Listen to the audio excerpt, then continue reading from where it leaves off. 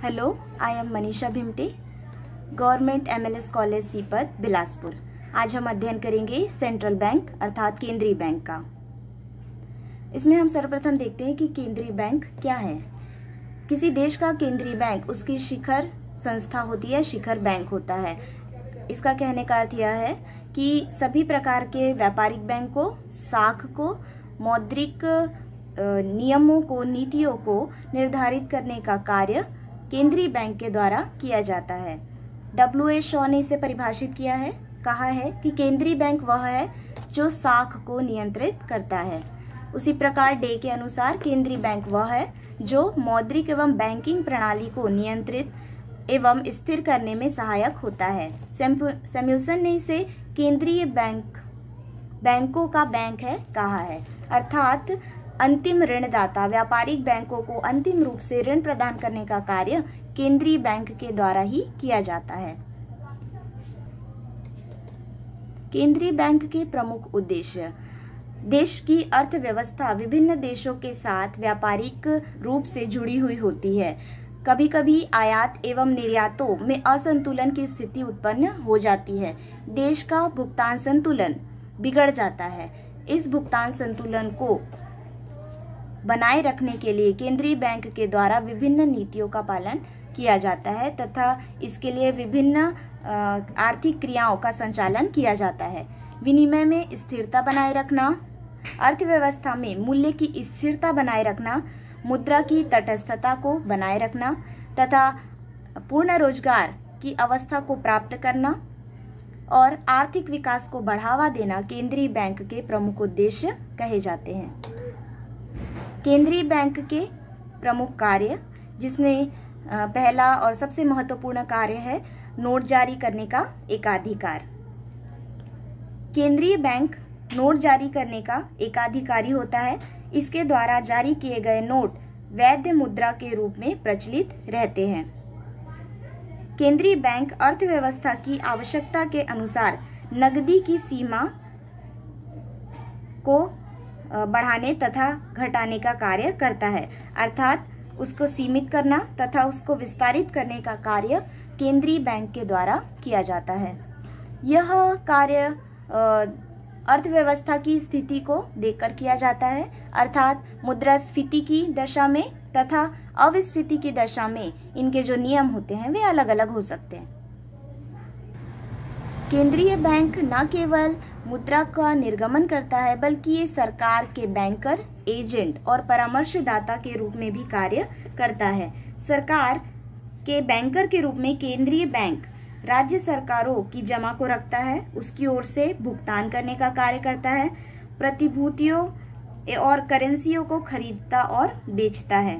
साथ ही साथ यह परामर्शदाता के रूप में सरकार को कुछ ऐसे आर्थिक और मौद्रिक मामलों पर परामर्श भी देता है जिससे कि स्फीति और अविस्फीति को नियंत्रित करना, करेंसी का अवमूल्यन करना, घाटे की वित्त व्यवस्था, भुगतान शेष इत्यादि से संबंधित जो भी परामर्श होते हैं वे प्रदान करते हैं। व्यापारिक बैंकों का शीर्ष इसे कहा जाता है क्योंकि विभिन्न प्रकार के व्यापारिक बैंकों को अंतिम रूप से ऋण प्रदान करने का कार्य केंद्रीय बैंक के द्वारा किया जाता है। विदेशी विनिमय का प्रबंध: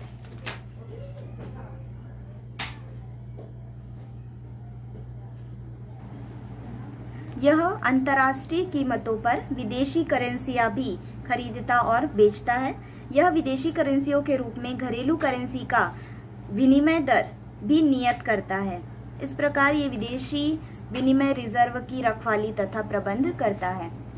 अंतिम ऋणदाता, जैसा कि बताया जा चुका है कि केंद्रीय बैंक जो है वह शीर्ष संस्था है और विभिन्न व्यापारिक बैंकों तथा निजी बैंकों को अंतिम रूप से ऋण प्रदान करता है। समाशोधन गृह का कार्य, अर्थात केंद्रीय बैंक के पास कमर्शियल बैंकों के रिजर्व होते हैं, इसलिए यह चेकों के समाशोधन को सुगम बनाने के लिए एक बैंक से दूसरे बैंक में निधियों को हस्तांतरित कर देता है। इसके लिए केंद्रीय बैंक बही खाते के सिद्धांत के आधार पर इन बैंकों के खाते में अंतरण प्रविष्टियां भी कर देता है। अर्थात यह कहा जा सकता है कि मान लीजिए दो बैंक है, एक SBI तथा एक पंजाब नेशनल बैंक। यदि कि SBI को किसी अंतरण का भुगतान करना है तो वह केंद्रीय बैंक से कहेगा। केंद्रीय बैंक के पास दोनों ही बैंकों के रिजर्व होते हैं, इसलिए केंद्रीय बैंक उस SBI बैंक के द्वारा जो भुगतान किए जाते हैं उसे पंजाब नेशनल बैंक तक पहुंचा देता है। तो इस प्रकार से समाशोधन गृह का कार्य जो है वह आसानी से किया जाता है। केंद्रीय बैंक का एक महत्वपूर्ण कार्य है साख को नियंत्रित करना, जिसे नियंत्रित करने के लिए वह विभिन्न उपकरणों का इस्तेमाल करता है, जिसमें है मात्रात्मक नियंत्रण और गुणात्मक नियंत्रण। तो सर्वप्रथम हम देखते हैं कि मात्रात्मक नियंत्रण क्या होते हैं। साख नियंत्रण के लिए केंद्रीय बैंक जो है वो दो तरीके अपनाता है। ये तरीके मात्रात्मक या गुणात्मक हो सकते हैं। मात्रात्मक तरीके के द्वारा वह जो साख है उसकी लागत और मात्रा को नियंत्रित करता है, जबकि गुणात्मक तरीके से साख के प्रयोग और दिशा को नियंत्रित किया जाता है। सर्वप्रथम हम देखते हैं मात्रात्मक साख नियंत्रण, जिसमें सर्वप्रथम जो उपकरण है वह है बैंक दर नीति। बैंक दर के बढ़ाने और घटाने से इसका प्रभाव व्यापारिक बैंकों के रिजर्व पर पड़ता है तथा साख निर्माण की प्रक्रिया पर भी इसका प्रभावपूर्ण जो प्रभाव है वह हमें देखने को मिलता है। बैंक दर बढ़ने पर ब्याज की दरें बढ़ेंगी और अर्थव्यवस्था में कीमतें, उत्पादन और रोजगार इससे घट जाएगा। यदि बैंक की दर गिरेगी तो कीमतें, उत्पादन और रोजगार को ये प्रोत्साहित करेंगी। कहने का अर्थ यह है कि बैंक की दर जब बढ़ती है तो इससे व्यापारिक बैंकों को साख निर्माण की जो धनराशि है या रिजर्व की जो राशि है वह बढ़ जाती है, जिससे कि वे ऋण देने को प्रोत्साहित होते हैं। सस्ती दर पर ऋण मिलने से लोग उत्पादन के लिए ऋण लेते हैं, जिससे कि उत्पादन बढ़ता है तथा इससे रोजगार को भी प्रोत्साहन मिलता है। इसी प्रकार हम देखते हैं दूसरा महत्वपूर्ण उपकरण खुले बाजार की क्रियाएं, अर्थात जिसमें मुद्रास्फीति या अविस्फीति के समय जो सरकारी प्रतिभूतियां होती है उसका क्रय विक्रय किया जाता है। यह इस बात पर निर्भर है कि अर्थव्यवस्था में कौन सी स्थिति है, अविस्फीति की स्थिति या स्फीति की स्थिति। यदि अर्थव्यवस्था में मंदी की स्थिति है तो विस्तारक नीति को अपनाकर जो केंद्रीय बैंक है वो प्रतिभूतियों का क्रय करता है, अर्थात प्रतिभूतियों को खरीदने का कार्य करता है। प्रतिभूतियों को खरीदने से जो मुद्रा है वह जनता तक पहुंचती है, जिससे कि उनकी क्रय शक्ति बढ़ जाती है।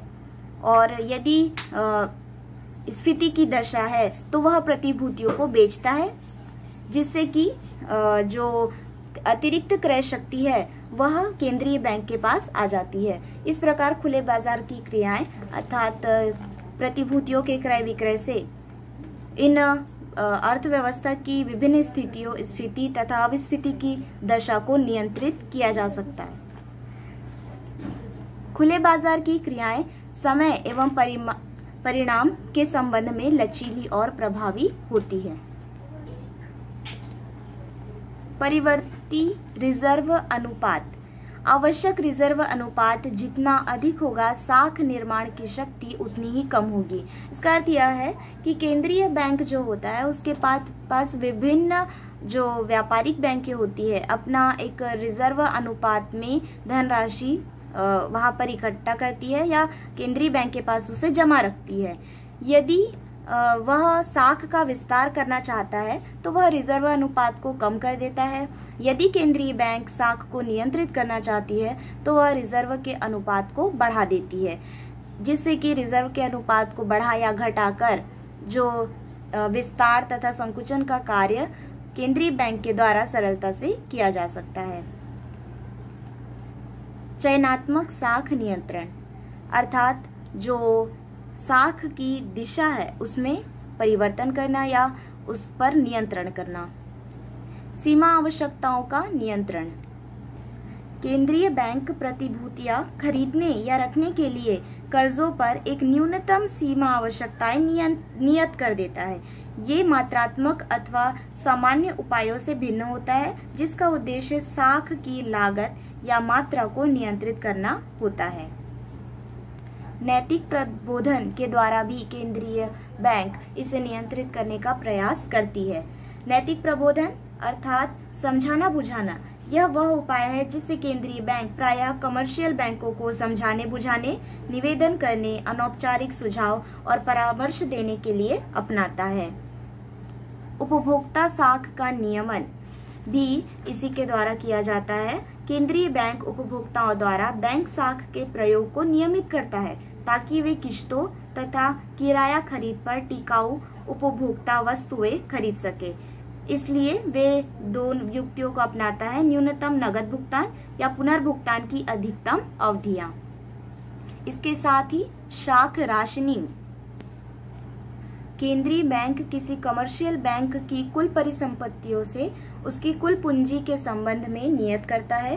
केंद्रीय बैंक आर्थिक आवश्यकताओं के अनुरूप अधिकतम निवेश सूची सीमा को बढ़ा या घटा सकता है और पूंजी परिसंपत्ति अनुपात में भी यह परिवर्तन कर सकता है।